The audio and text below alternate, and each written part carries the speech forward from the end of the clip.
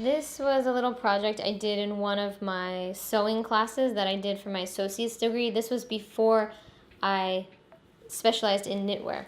Basically, there's 10 different seam finishes. It's a little just project that we did.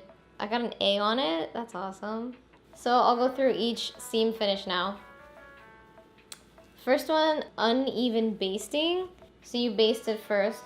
So you sew on this tape and then you have uneven basting. That's why it's called that. That's kind of partly hidden underneath the tape. And so this would be the inside of the garment, and the outside would be, well, if you'd take this basting out, and then the outside would just be all those little red ticks, the little red ones.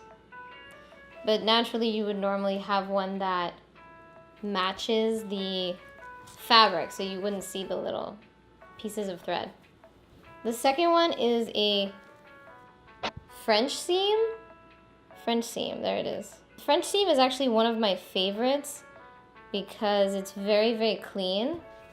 You just you sew it first on the right side of the garment. You sew a seam, and then you take it and you flip it, and then you sew it on the back side. So the seam you have is just super, super clean on the French seam. For the third one, it's called piping. So it's safety stitched on the seam, and on the right side of the garment you have the red piping. The fourth one is flat fell. And flat fell, this is the inside of it, the flat fell here. Flat fell is the seam that you find on jeans a lot.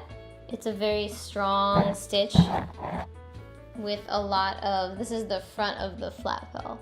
Can you see that? This is the front of the flat fell here.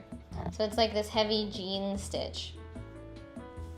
The next one is the safety stitch, which is this one, which is kind of like it's like an overlock, but it's both seams together overlocked.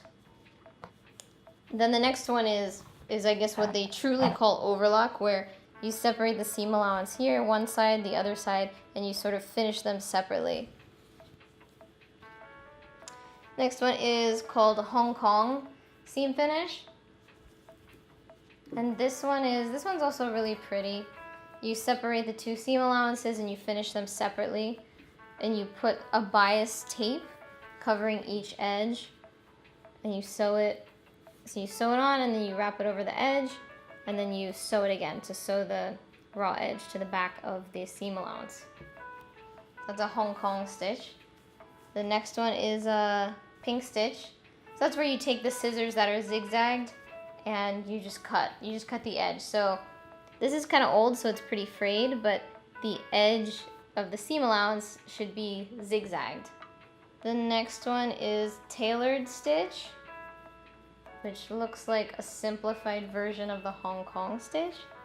So you separate the seam allowance, and then you just sort of sew it back. It's just sewed back on itself. And then the last one has no name. I didn't write a name on this last stitch, but it looks to me like you first baste it, and then to finish the edge, you sew the edge of the seam allowance back, behind, under, and then it is hand stitched, hand tacked all the way through. So that's 10 different seam allowances that we learned in one of my sewing classes at FIT.